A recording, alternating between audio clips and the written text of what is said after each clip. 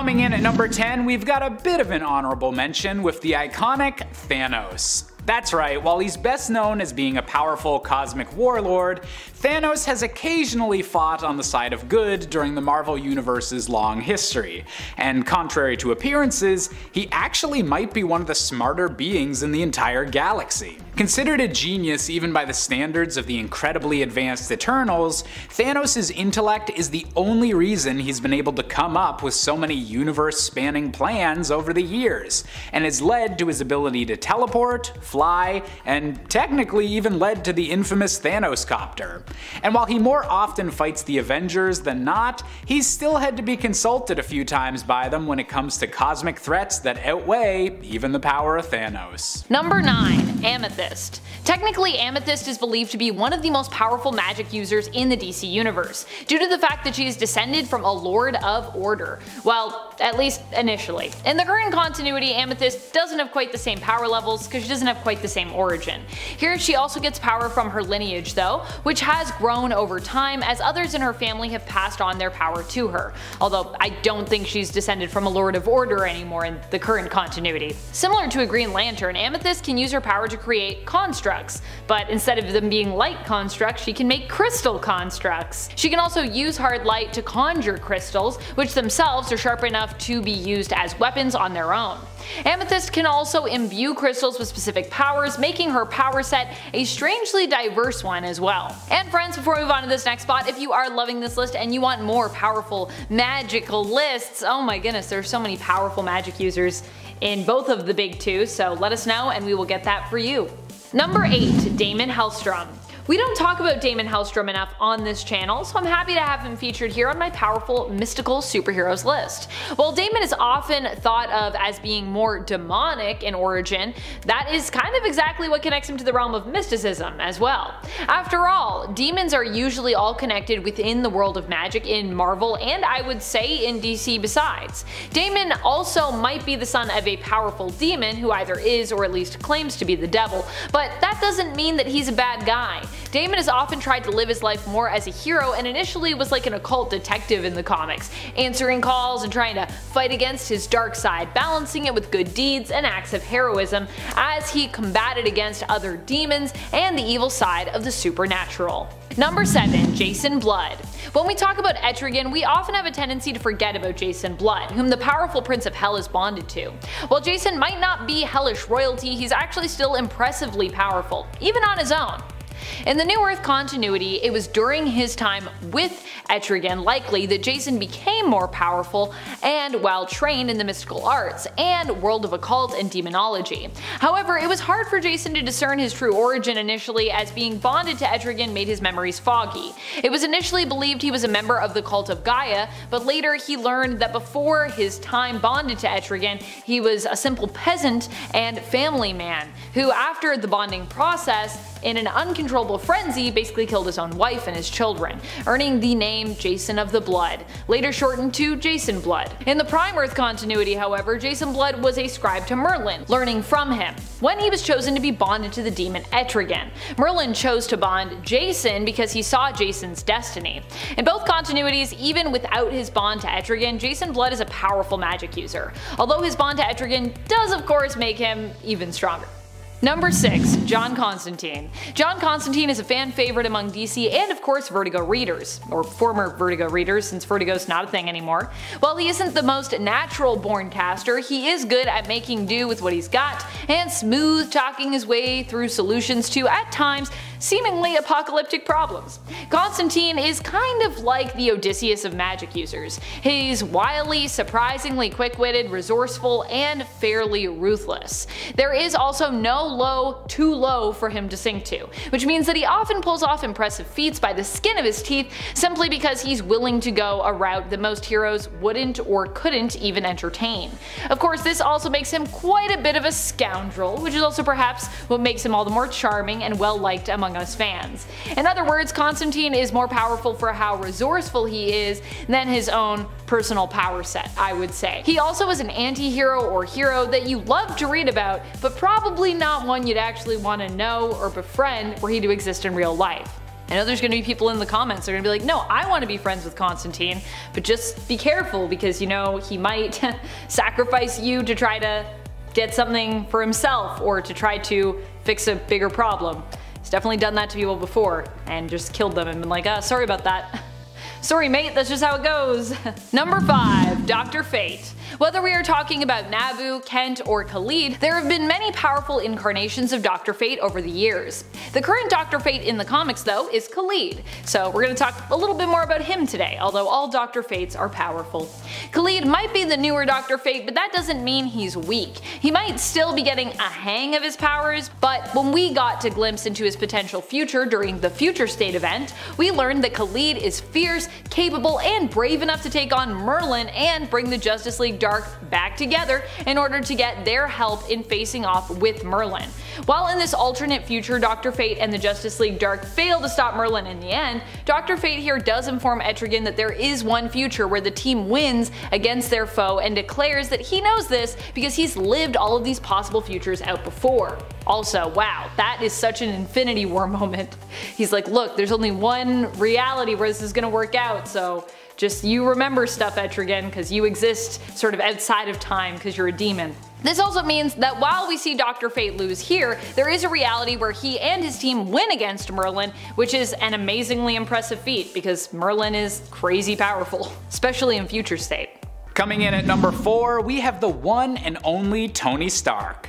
That's right, it turns out that the man who built a high-tech suit of armor in a cave with a box of scraps is a pretty smart guy. Graduating from MIT at the age of 17, Tony is an Avenger without any actual superpowers or enhancements. He's just an incredibly smart dude in a suit of armor, and even more importantly is capable of using that intelligence in surprising and unorthodox ways, often capable of outwitting his opponents both in the moment and with literal years of advanced planning, given Tony's passion for futurism. Tony is said to be so smart that he claims to already know how most conversations are going to go before he's even had them, meaning that if you surprise Iron Man, you might just be able to surprise anyone. Number 3. Zatanna. Zatanna is one of the most powerful magic users in the DC universe. She was born into magic, being the daughter of John Zatara. As such, part of Zatanna's natural affinity for magic comes from her lineage and from the fact that she is considered a Homo Magi, its own magical subrace of the human species.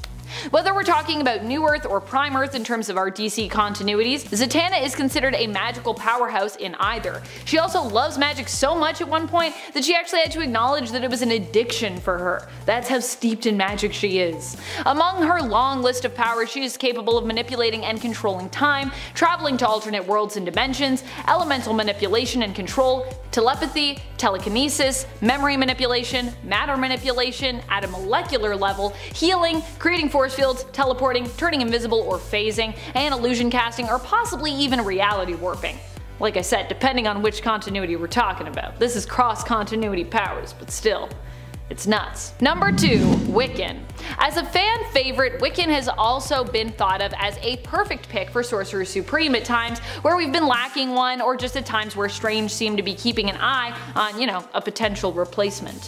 While Billy Kaplan may have been lacking in previous years, more recently in the comics, throughout the events of Empire and King in Black, he's proven just how impressive a magic user he is. Wiccan is the reincarnated son of Scarlet Witch, so when it comes to being a magical powerhouse, it's kind of in his family tree.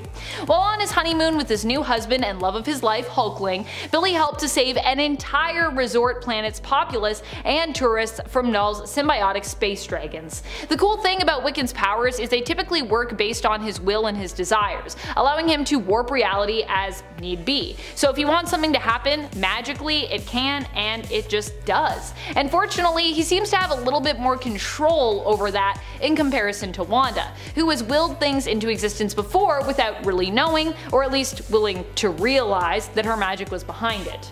Number 1. Dr. Voodoo. Dr. Voodoo is Jericho Drumm, who himself in the Marvel Universe was known as Sorcerer Supreme at one point. He took over when Doctor Strange was no longer deemed worthy and served as his replacement for a time. Eventually, he and Strange were forced to face the evil forces of Agamotto together, who wasn't impressed with either option at the time when it came to Sorcerer Supremes. Dr. Voodoo has also shared the leadership role of Strange Academy with his friend and magical colleague Stephen Strange. He is well known for his voodoo magic, which he trained to use when becoming a Hongan in his brother's place. He typically uses his voodoo magic to tap into and utilize white magic. Drumm can also use his magic to influence and inspire the undead and spirits to do his bidding, teleport, manipulate time and matter, create powerful magical force fields and shields, influence animals, and wield the power of the elements, among many other things. And at 10, Connor Hawke. Connor Hawke is the son of Oliver Queen and Sandra Hawke, and takes over the Green Arrow mantle after his father's death. When introduced in Green Arrow Volume 2 number 0 in 1994, he appeared to just be a huge fan of the Green Arrow, but it was later revealed that unbeknownst to Oliver, Connor was in fact his son. It feels fitting that it's my name, honestly. And while he may have had the same skills as his father, although less evolved, Connor does end up gaining a couple powers over his father. One of them being a healing factor granted him due to genetic mutations, this also giving him a higher resistance to pain, and this also allowed him to stay in his prime with ease, much like Logan. And thanks to Connor's Zen training, he was able to develop a form of clairvoyance. This is the ability that gave him a vision of his father still alive, despite the world thinking that he was dead. But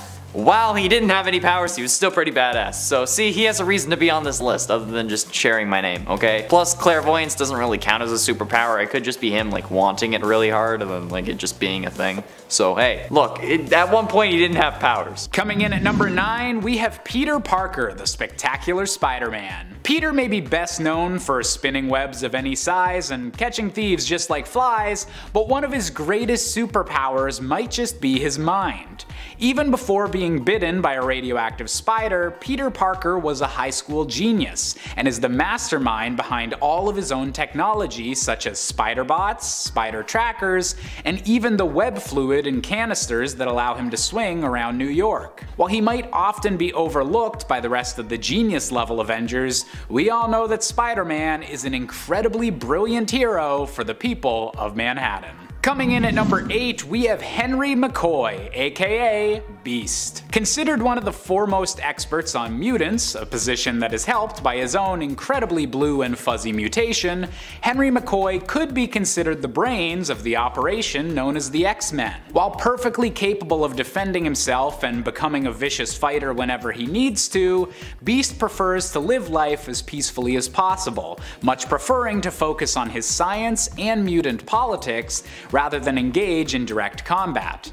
And as mutant kind continues to forge its own future with the island of Krakoa, Beast's genius will be much needed in the mutant-filled years to come. Coming in at number 7, we have Amadeus Cho. More well known as the totally awesome Hulk, Amadeus was actually incredibly noteworthy in the Marvel Universe years before he ever got infected with gamma radiation, as he was born with super genius intellect and his brain essentially acting like an incredible supercomputer, capable of performing multiple complex calculations at the same time without ever appearing overwhelmed. Because of the hyperspeed of his own brain, Amadeus is also incredibly fast at learning, a skill that came in handy once he was the Earth's primary Hulk for a time and had to learn how to control his new gamma form fast. Coming in at number 6, we have Hank Pym, the original Ant-Man. As one of the founding members of the Avengers due to the use of his size-changing technology known as Pym particles, Hank has long been seen publicly as one of the world's most impressive scientists.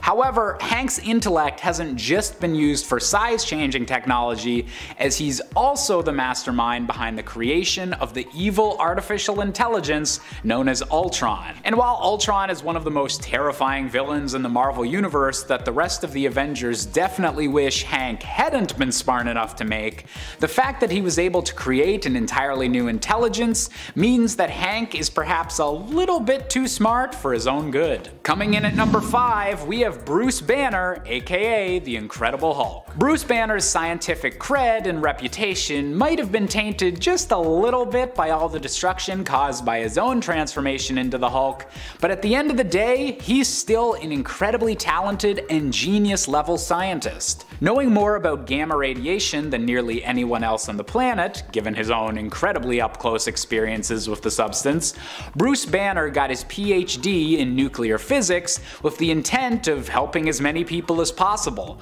only working with the United States Defense Department because no one else was hiring at the time. Nevertheless, Bruce still tries to use his scientific mind to help people even to this day, even if that help is by further trying to understand the many mysteries surrounding the Incredible Hulk. Number 4. Doctor Strange. While normally Doctor Strange would always hijack our top spot on this kinda list, lately in the comics things have been a little bit weird for our hero of mysticism. And also, he's kinda dead. Well, dead and not dead. Let me explain. The series Death of Doctor Strange deals with, you guessed it, the death of Doctor Strange. However, while current Stephen may be dead and gone in our current continuity, a temporal version of him from the past appears to take his place. The only thing about this version of Doctor Strange is while he's still powerful, he'd only have the same power level, experience, and skill set of Doctor Strange at the time that he is from, meaning he's likely not as powerful as the more experienced and older version that seemingly mysteriously died. Coming in at number 3, we have Lunella Lafayette, aka Moon Girl. A young inhuman superhero with the ability to swap minds with the gigantic devil dinosaur whenever she feels a particularly strong emotion, Lunella is also one of the smartest human beings in the entire Marvel universe, and if it wasn't for the top spot on this list, would definitely be the youngest. Capable of solving a puzzle box that even its creator, Bruce Banner, was unable to, Lunella is already an accomplished computer hacker, engineer, and inventor at the age of 9, programming algorithms that even briefly confused Tony Stark. And with all of this mental power at such a young age, who knows just how smart Lunella Lafayette will become in the future. Coming in at number 2, we have Reed Richards, aka Mr. Fantastic. The leader of the Fantastic Four and one of the very first superheroes in the Marvel Universe, Reed Richards has always been a complete genius. Heck, by the time he turned 18, he'd already earned 4 scientific degrees from multiple highly respected universities. Reed's intelligence would only become more important as the Fantastic Four grew in fame and had to deal with larger and larger threats, with the team often having to rely on Reed's inventions to help save the day or strengthen their own powers. In recent years, Reed has even helped his reality-changing son Franklin design new universes for the multiverse, and often collaborates with his own multiversal Council of Reeds to solve problems too big for just his brain alone to handle. And finally, coming in at our top spot, we have the one person who can outthink Reed Richards, and it just so happens to be his daughter, Valeria Richards. Conceived by Reed and his wife Sue Storm during an adventure within the Negative Zone, this led to unexpected consequences for both the baby and her mother, with bursts of cosmic radiation endangering everyone nearby. The only one who was able to safely deliver the child wound up ironically being Victor Von Doom, the archenemy of her father, and the one that gave her the name of Valeria after his own lost love. Kind of an awkward move there, Doom. Valeria has a greatly increased intelligence due to the cosmic radiation her parents endured, and it's already claimed that she's surpassed her own father's intellect, and has to hide her true level of intelligence to prevent her from becoming a target to cosmic supervillains. And considering Valeria is this smart while still just being a kid, who knows how powerful Valeria Richards will grow up to become. Number 10. NICO Minoru. NICO Minoru was initially introduced to us at Marvel Comics as a member of the Runaways. NICO ran away from home after learning that her parents were basically murderers and possibly cultists. Later, she would discover that they were dark wizards and that NICO had inherited some of their magical abilities. Or at least their knack for magic. Her mother drove a staff through NICO's chest, which was basically how she came to possess the Staff of One, which is often what NICO uses to cast her magic. Much of NICO's power comes from blood magic, and we've seen that the more blood NICO spills, the more powerful she can become.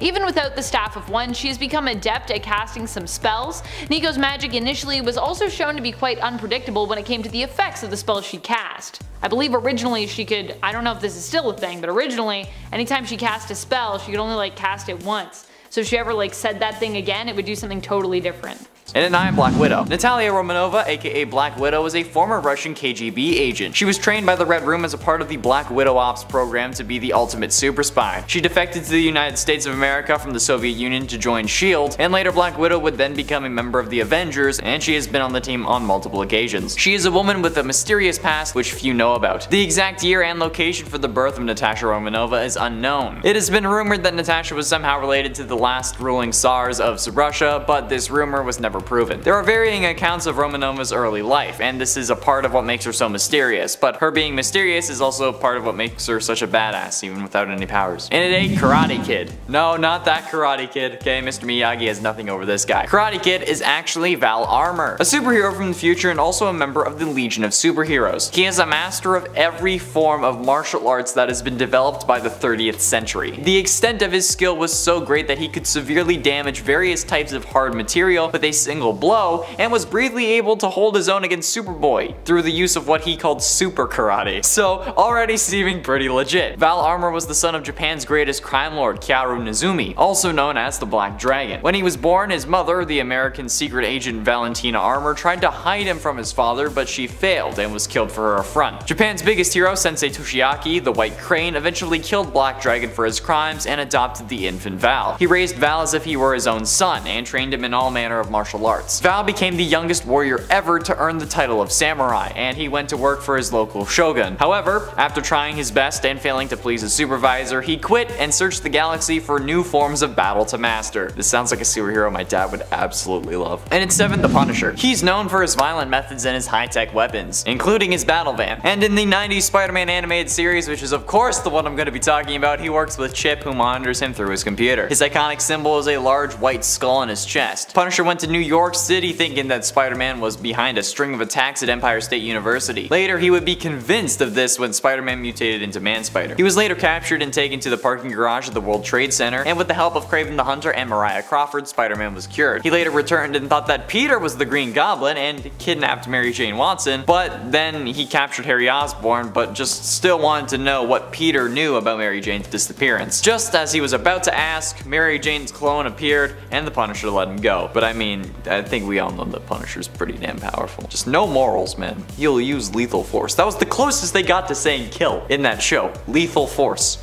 From the Punisher. That's it. And at 6, Nightwing. Dick Grayson is a vigilante in the Batman family and the original hero known as Robin. Eventually, he outgrew this position because, you know, he was an adult and was inspired by Superman to become Nightwing, while Jason Todd and Tim Drake succeeded him as Robin. Following the disappearance of Bruce Wayne, he succeeded his own mentor to become Batman with Damian Wayne as his Robin. Bruce's return allowed them both to wear the mantle for a short while, although Grayson has since returned to his identity as Nightwing. Very briefly, Dick had considered giving up the whole crime fighting gig, but he couldn't imagine his life any other way. But if he couldn't be Robin, who would he be? Superman had the answer. Long ago on Krypton, a man was cast out by his family, just as Dick had been. He dreamed of a world ruled by justice and set out to protect the helpless of Krypton. His true identity was never revealed, and he was only known as Nightwing. The post-crisis version of Grayson had him also become the first and only Nightwing, with his costume partially inspired by his father. Halfway through, and at number 5, Moon Knight. Mark Spector is better known as the vigilante Moon Knight. Once a mercenary, Mark Spector was left for dead in a desert, where he was revived by the moon god Khonshu. Appointed as Khonshu's fist and high priest, Moon Knight enacts justice to protect those who travel at night. Spector also suffers from dissociative identity disorder, also known as DID, which has paved the way for use of other identities, including millionaire Stephen Grant and cab driver Jake Lockley. Since the early days, Mark has mostly worked alone, but he's also been a member of a few superhero teams, including the Avengers and Heroes for Hire. As a mercenary, I kinda understand that one. Recently, Mark discovered that he had a daughter named Beatrice with a longtime lover Marlene Arlone. But when Khonshu sensed Mephisto's plans for world domination, Mark left her to fight by his god's side and prevent that from coming true. When Khonshu succumbed to his madness, however, Mark had to turn against him and help the Avengers defeat him. And at 4, Green Arrow. Be it the comic version or the CW version, Green Arrow is one badass mamma jamma, and you're welcome, editor, for not making you censor motherfucker.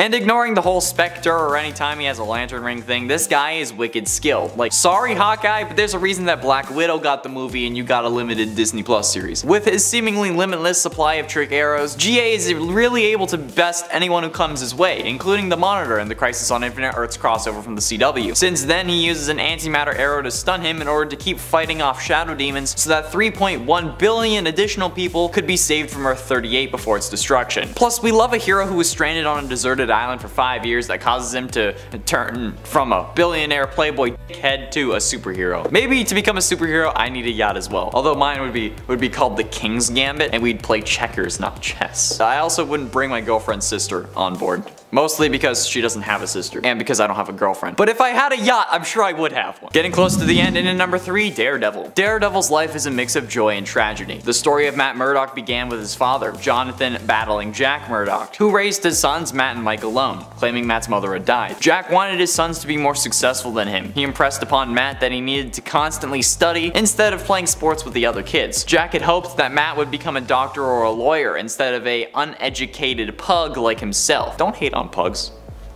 Just say pig. This led the neighborhood kids to bully the cowardly Matt as Daredevil, while his twin brother came to his aid. Matt took out his frustrations by secretly training in his father's gym. But one day, Matt saw a blind man walking towards an oncoming truck. Matt pushed the man out of the way, but the truck crashed and a radioactive isotope spilled out, striking Matt across the face and blinding him. While recovering in the hospital, Matt discovered that his hearing, smell, taste, and touch were amplified to superhuman degrees. He also developed a sort of radar sense that formed mental pictures of his surroundings. So while he may have heightened senses, he does not have superpowers, okay? He just has a really acute sense of everything but sight, okay? I don't consider that a superpower. That just happens whenever you have to like get rid of one of your senses. If you don't have sight, I feel like your other senses would have to be heightened, just as like a response, like a survival instinct of sorts. Penultimately, in at number 2, Batman. I think we all knew that Batman was going to be on this list, but I'm guessing most of you figured he'd be number 1. And while I can't deny Batman is badass, I can honestly say that I think he's kind of overpowered. Like, it doesn't matter if he's rich. There should be no possible way that he can get whatever he wants whenever he needs it, okay? Like, the best ability that Batman has is plot armor. Not his money or his martial arts mastery or being the world's greatest detective. He can get whatever the story needs or whatever he needs just so he doesn't die, because killing him off would be a horrible idea, money-wise. Like, oh no, Superman's gone bad, but there's only 1 ounce of kryptonite left in this Earth, and it's literally in the core of the Earth, surrounded by molten magma. But he can get it because he's rich. Like, I don't like that. I don't like that. My friend was obsessed with Batman, but honestly, I think he's overrated. And I can hear the sounds of pitchforks and torches being lighted in the comments. Come at me. Batman isn't all that, and that's why he's number 2. He's also number 2 because of the plot armor. That is his ultimate ability, and that's why he's higher on the list. Finally, in at number 1, Iron Man. A wealthy American business magnate, billionaire, playboy, philanthropist, inventor, and ingenious scientist, Anthony Edward Tony Stark suffers a severe chest injury during a kidnapping. When his captors attempt to force him to build a weapon of mass destruction, he instead creates a mechanized suit of armor to save his life and escape captivity. Later, Stark developed his suit, adding weapons and other technological devices he designed through his company, Stark Industries. He used his suit and the successive versions of it to protect the world as Iron Man. Although first concealing his true identity, Stark eventually publicly reveals himself to be Iron Man. Initially, Iron Man was a vehicle for Stan Lee to explore Cold War themes, particularly the role of American technology and industry in the fight against communism. Subsequent reimaginings of Iron Man have transitioned from Cold War motifs to contemporary matters of time. Plus, his suits are awesome and way cooler than Batman. That's right, I said it.